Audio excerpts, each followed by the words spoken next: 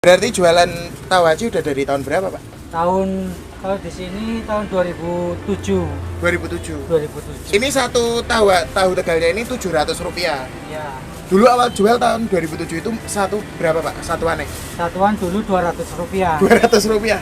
Kalau ini lokasinya mana sih, Pak? Agus Salim ini ya? Jalan Agus Salim, dekat Sorogenen.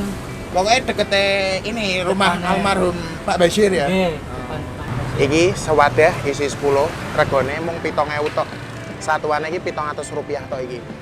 Langsung be ora rasa kesuwen-rasan Pavivo, rasakan buat wis-wis. Urusane jel sebenarnya mereka. Taune iki jerone kopong kae. Jero taune kopong. Ajine kenyal.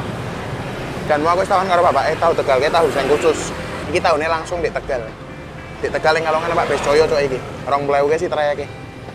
Enak iki. Nek nggo takjil sore-sore buka nganggo gorengan cocok iki. Dan iki rego satuannya sih Rp700 tok, murah. Tegal, kalau Lombok. Member nek dodolane 18 tahun dan nganti saiki sih buka. Enak soalnya iki. Lokasine iki ning Jalan Agus Salim. Nek mbiyen sampean-sampean sunat ning almarhum Mbak Besir, lha kuwi ning seberange tapi rotok ngidul sithik. Nek ben gampang pokoknya iki tulis lapangan Soroknen. Tahu Tegal iki layak untuk dilabeli, enak ora jare-jare iki.